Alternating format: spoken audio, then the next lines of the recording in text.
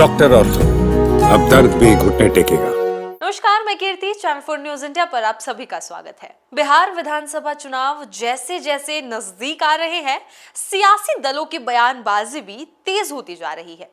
इन दिनों राज्य की राजनीति में मुसलमानों को लेकर जबरदस्त जुबानी जंग देखने को मिल रही है। महागठबंधन की ओर से मुख्यमंत्री और उप मुख्यमंत्री दोनों चेहरों की घोषणा के बाद विपक्षी दलों ने ये मुद्दा उठा दिया है कि मुस्लिम समुदाय को सिर्फ वोट बैंक की तरह इस्तेमाल किया जा रहा है, लेकिन उन्हें सत्ता में कोई बड़ा प्रतिनिधित्व नहीं दिया जा रहा। महागठबंधन ने हाल ही में तेजस्वी यादव को मुख्यमंत्री पद का चेहरा और विकासशील इंसान पार्टी के प्रमुख मुकेश सहनी को उप मुख्यमंत्री पद का उम्मीदवार घोषित किया है।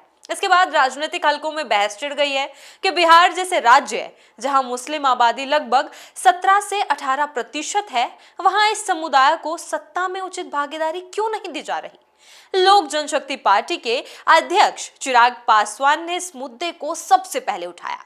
उन्होंने कहा कि राष्ट्रीय जनता दल यानी कि आरजेडी ने 2005 में भी मुस्लिम मुख्यमंत्री के नाम पर सहमति नहीं दी थी और 2025 में भी यही स्थिति है।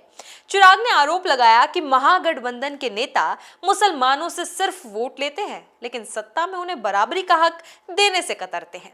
चिराग पासवान के इस हमले का जवाब देते हुए आरजेडी नेता और महागठबंधन के मुख्यमंत्री पद के चेहरे तेजस्वी यादव ने पलटवार किया। उन्होंने कहा, जो लोग मुसलमानों को पाकिस्तान भेजने की बात करते हैं, जिन्हें बीजेपी घुसपैठिया कहती है, वही लोग अब मुसलमानों की चिंता जता रहे हैं। हम उनकी चिंता दूर करेंगे। तेजस्वी ने आगे कहा कि बीजेपी को अति पिछड़ा समाज से नफरत है, जबकि महागठबंधन सबको साथ लेकर चलने वाला गठबंधन है। तेजस्वी यादव ने अपने बयान में सीधे तौर पर बीजेपी पर निशाना साधते हुए कहा कि मुकेश सहनी को उप मुख्यमंत्री का चेहरा बनाए जाने पर बीजेपी की बेचैनी ये दिखती है कि उन्हें अति पिछड़े वर्ग से नफरत है। उन्होंने कहा कि महागठबंधन सामाजिक न्याय और समावेशी राजनीति की दिशा में काम कर रहा है, जहां हर वर्ग को सम्मानजनक जगह मिलेगी। वहीं बीजेपी और एआईएमआईएम दोनों ने इस फैसले पर सवाल उठाए हैं। बीजेपी नेताओं का कहना है कि महागठबंधन केवल जातिगत समीकरणों के आधार पर फैसले ले रहा है, जबकि एआईएमआईएम का आरोप है कि मुसलमानों को जानबूझकर हाशिए पर रखा जा रहा है। एआईएमआईएम के वरिष्ठ नेता असीम वकार ने बयान दिया, बिहार में 13% यादव समुदाय के नेता 18% मुसलमानों से कह रहे हैं कि तुम हमें वोट दो, हम तुम्हें बीजेपी से बचा लेंगे। अब मुसलमान उप मुख्यमंत्री से नीचे किसी पद पर समझौता नहीं करेगा। वकार के इस बयान ने बहस को और तीखा बना दिया है।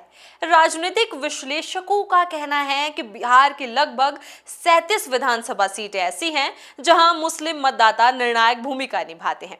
इन सीटों पर उम्मीदवारों की जीत या हार काफी हद तक मुस्लिम वोटों पर निर्भर रहती है। यही वजह है कि हर दल इस वर्ग को साधने की कोशिश में जुटा है, लेकिन इस बार महागठबंधन की ओर से कोई बड़ा मुस्लिम चेहरा सामने ना लाने पर असंतोष बढ़ा है।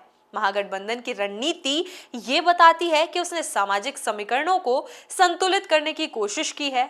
एक और यादव समुदाय से तेजस्वी यादव को मुख्यमंत्री पद का चेहरा बनाया गया है, तो दूसरी ओर अति पिछड़ा समाज से आने वाले मुकेश सहनी को उप मुख्यमंत्री पद के लिए चुना गया है। परंतु मुस्लिम समुदाय को इस गणित में शामिल न किए जाने पर विपक्षी दलों ने इसे राजनीतिक भेदभाव बताया है।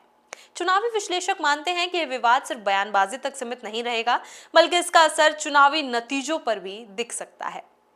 मुस्लिम मतदाता अब खुद को सिर्फ सेक्युलर वोट बैंक के रूप में नहीं देखना चाहते, बल्कि वे सत्ता में अपनी वास्तविक भागीदारी चाहते हैं। राजनीतिक हलकों में यह भी चर्चा है कि एआईएमआईएम इस असंतोष का फायदा उठाने की कोशिश कर रही है।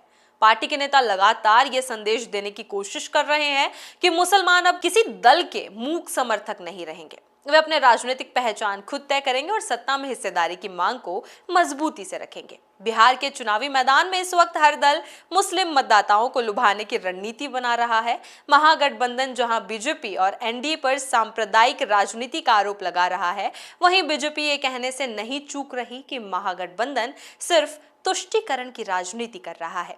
इस पूरी सियासी जंग के बीच ये साफ है कि बिहार का चुनाव इस बार सिर्फ जातीय या विकास के मुद्दों पर नहीं बल्कि प्रतिनिधित्व और पहचान की राजनीति पर भी लड़ा जाएगा।